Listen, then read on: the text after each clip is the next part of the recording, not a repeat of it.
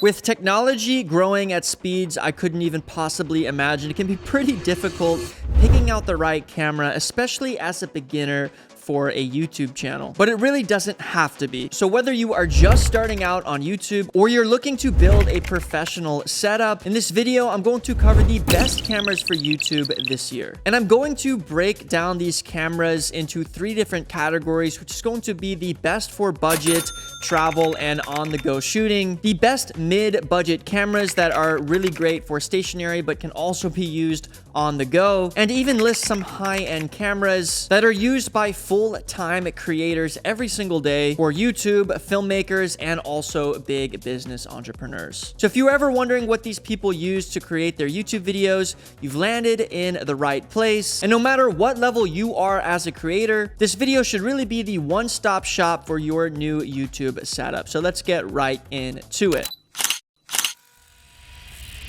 So before we jump into all of these sections of the video, I think it's important to understand that when it comes to filmmaking and making YouTube videos, you really want to buy a camera that is extremely easy and that you are very comfortable using. And what I mean by that is you might not want to use a high-level cinema camera if it's so complicated and there's all these little settings that you need to adjust in order to just turn it on and make videos. Of course, as you get better and better throughout your process as a creator, you can always continue to upgrade, get new cameras, get new setups, and continue to grow in that realm. But again, at the end of the day, you really just want to buy a camera that makes your job easier as a creator. So you don't have to focus so much on the tech, but you can focus on the actual creation process and put out content more consistently. So with that all being said, I first want to cover budget cameras and cameras that are really good for taking it on the go, taking it out for travels, vlogging, and cameras that just let you turn on and shoot. So there's one company that really dominates this section of cameras,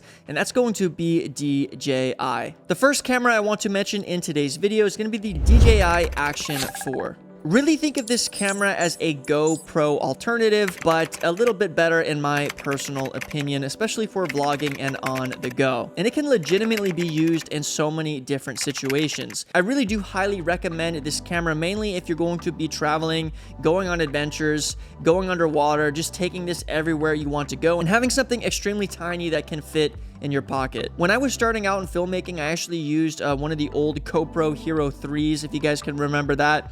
And it's just a great way to get started by not only the cost to entry, but also the ease of use. You'll pretty much be able to pick this thing up, watch a couple YouTube videos, and be able to start shooting right away. So if your channel is focused on vlogs, adventures, and you're going to be getting dirty, then this might be the right camera for you. Moving into the next camera, we're going to go over one of my favorite cameras, which is the DJI Osmo Pocket 3. So if you guys are subscribed to my channel, you know I have a bunch of videos for this specific camera because it really does pack a huge punch for the cost of entry. This camera will cost you around $500. It does go up if you want to buy things like the DJI mic, wide-angle lens attachments, and extra batteries. But I think it's the perfect combination of a run-and-gun camera, but also something that you can use stationary in a YouTube setup similar to this one. It also has an included gimbal on the camera, so when you're walking around and getting shots, it's going to be very, very stable. And this will give you a little bit of a different look compared to the Action 4. And if I was trying to differentiate the two apart, I would say use the Osmo for more walking, traveling, showing you guys what's going on, showing you what you're eating, and using the Action 4 for more action environments. If you guys want to learn more about the Osmo Pocket 3, you can go ahead and check the link down in my description. But anybody who's just getting started out on YouTube and is going to be shooting a lot on their desk, doesn't want to spend a lot of money, there's a lot of reasons it's a great camera, and the image quality is just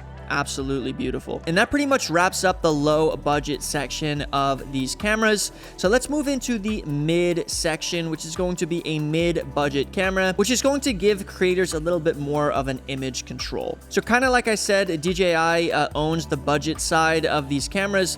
Sony pretty much is owning the mid and the higher tier of these cameras. So I am going to be mentioning mainly Sony cameras throughout this video, and that's mainly because I've been using Sony cameras over the last 3 years, and they've gained an extreme amount of popularity among YouTubers by pretty much giving an amazing image, amazing autofocus, and at a very affordable price. So with further ado, let's get into the mid-tier cameras. So the first camera is going to be the Sony ZV-E10 II. Sony just recently refreshed this camera off their original ZV-E10, and this is arguably the best mid-level entry camera for YouTube. You'll probably see hundreds and hundreds, if not thousands, of videos about this camera because of the amazing image quality, the ease of use, the autofocus, and just the fact that pretty much every YouTuber owns one of these cameras. It shoots clean 4K up to 60 frames per second. It has built-in features for podcasting, and with these mid-tier cameras, you're also going to have the ability to switch out lenses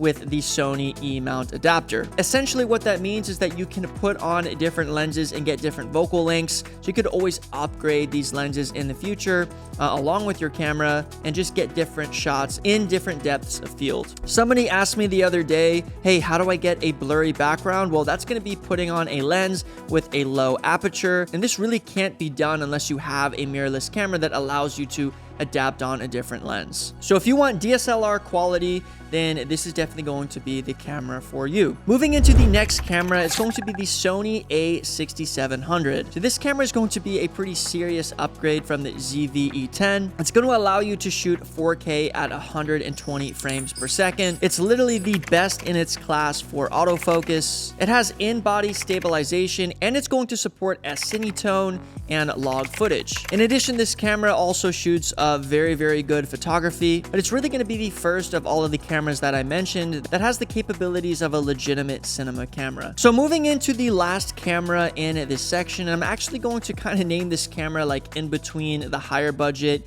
and the lower budget, is going to be the Sony FX30. Now, the Sony FX30 is a legitimate cine camera. It does also have an APS-C sensor similar to the other cameras mentioned along in this video, but you're going to get some features that cinema cameras have, and it's going to be great for a cinematic, beautiful looking camera. Now, I will warn you guys that this camera is going to be a little bit more complicated than any of the other cameras that I mentioned along in this video, as we are getting to higher end cameras. So just keep that in mind when deciding to move further up the ladder. It's going to come with things like 10-bit color, dual base ISO, low light shooting, an HDMI output, active cooling so that the camera doesn't overheat, custom LUTs, and just a bunch of cine features that come in cinema cameras. If you guys want to learn more about that camera, I'll put a link down in the description. Another great thing about buying the FX30 is that this camera can also be used to shoot commercial film outside of your YouTube. So shooting beautiful cinematic shots outside, using cine lenses on this camera, shooting interviews, podcasts, you can pretty much do everything with this camera. So now we're going to move into the highest tier professional grade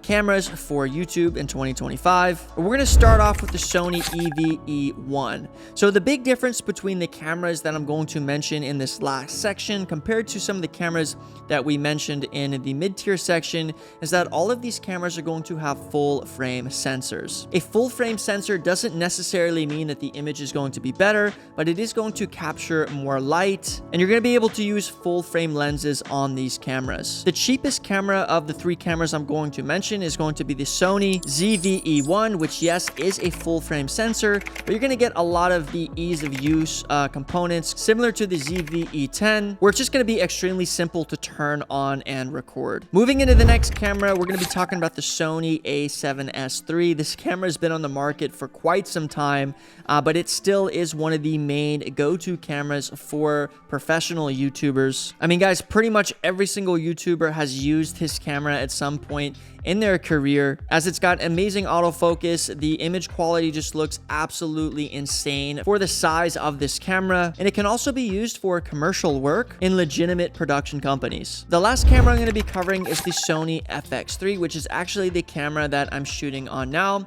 Very similar to the A7S III and also the ZV-E1, as they all have a very similar full frame sensor. Again, the main components are going to be the ability to change the internal settings on the camera and have these cine features similar to the FX30. So if you really want to get into the cinema world and you're going to be using this camera for more cinematic components, then you definitely want to stick with the FX3 or the FX30. If you want something that might be a little bit cheaper, a little bit more easy to use, but also has a great image quality, you're probably going to want to stick to the ZV-E10 or the ZV-E1, depending on your budget and what you guys want the camera to look like. So I could talk about these cameras for hours and all the differences. So before you choose the right camera, start thinking about what's more important for you. But I just want to tie back to the beginning of this video, and that's going to be, how can I make my shooting experience as easy as possible so they don't have to worry about all these tech components and tech sides. And if you're not into that tech side, then stick to something,